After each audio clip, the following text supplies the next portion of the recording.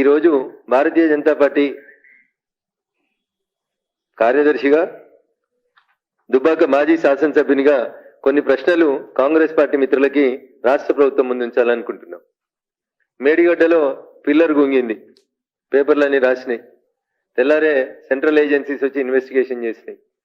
3 రోజుల తర్వాత రేవంత్ రెడ్డి గారితో పాటు కాంగ్రెస్ పార్టీ భవిష్యత్ నాయకుడు అని చెప్పుకుంటున్నటువంటి రాహుల్ గాంధీ గారు మేడిగడ్డను సందర్శించారు.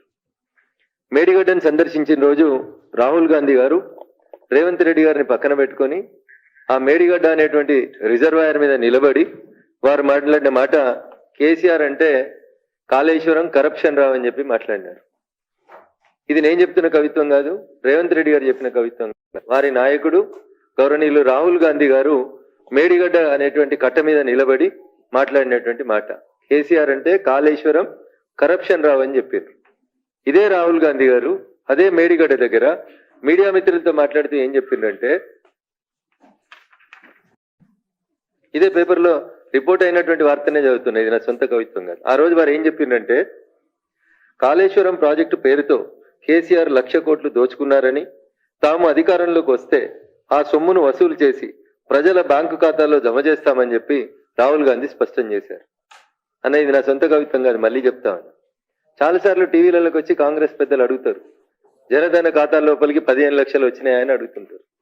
నాకు తెలియదు మరి, మేము అన్నట్టు ఇక్కడ లేదు. అది మోడీ గారు అన్నట్టు ఒక వీడియో ఒక ఆడియో చూపెట్టమని నేనైతే ఒక 50 సార్లు అడిగిన, అన్ని టీవీ ఛానల్ చర్చలలో అడిగిన, ఏడు రాలేదు. కానీ ఇది మొన్న అన్న 4 రోజుల కిందట మేడిగడ్డ గొంగినప్పుడు ఫోటోలు కూడా రాహుల్ గాంధీ గారు రేవంత్ రెడ్డి ఇద్దరే కనబడతారు, వేరే వాళ్ళు కనబడరు మీకు ఆ కట్ట మీద. ఇది రాహుల్ గాంధీ గారు, ఇది రేవంత్ రెడ్డి గారు. రేవంత్ రెడ్డి గారు స్వయాన చూపిస్తున్నారు, రాహుల్ గాంధీ గారు స్టేట్మెంట్ చెప్పినారు. ఏమని? కేసీఆర్ 1,00,000 కోట్లు దోచుకున్నాడు, మేము అధికారంలోకి రాగానే ఆ కేసీఆర్ దగ్గర నుంచి ఆ సొమ్మును కక్కిస్తాం, కక్కించినటువంటి ఆ సొమ్ముని పేద ప్రజల బ్యాంకు ఖాతాలలో వేస్తామన్నారు. ఇది ఆన్ రికార్డులో పత్రికలలో రిపోర్ట్ అయినటువంటి అంశం. ఇంకొక దినపత్రిక రిపోర్ట్ చేసింది, కాళేశ్వరం కరప్షన్ రావు బాయ్ బాయ్ అని చెప్పిండ్రు. 4 ఏళ్లకే ఎట్లా కుంగింది, సర్కారుపై రాహుల్ ఫైర్, మేడిగడ్డ పరిశీలన, కాళేశ్వరం పేరు చెప్పి కేసీఆర్ దోచుకున్నారు, నాసిరకం పనుల వల్లనే పిల్లర్లు కుంగాయి. ఇది రాహుల్ గాంధీ గారు మాట్లాడినటువంటి మాట, ఇంకొక పత్రిక లోపల రిపోర్ట్ అయినటువంటి అంశం. నేను ఇవన్నీ మీకు ఎందుకు గుర్తు చేస్తున్నా అంటే, అవును చెప్పిండ్రు చేస్తారు కదా అని వాళ్ళు వీళ్ళు మాట్లాడడానికి అవకాశం ఉంటుంది. ఇప్పుడు అధికారంలోకి వచ్చింది కాంగ్రెస్ పార్టీ. ఇలా ప్రజలు ఏం కోరుకుంటున్నారు?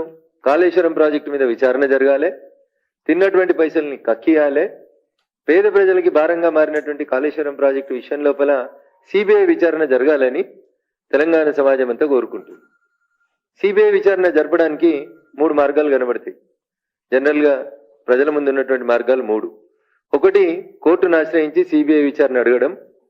2, ఏ రాష్ట్రంలో అయితే అవినీతి జరిగింది లేదా ఒక నేరం జరిగింది అనేటువంటి ఆరోపణ ఉందో ఆ రాష్ట్ర ముఖ్యమంత్రి స్వయాన ఉత్తరం రాసి భారత ప్రభుత్వానికి దీని మీద సిబిఐ విచారణ జరిపించమని అడగడం,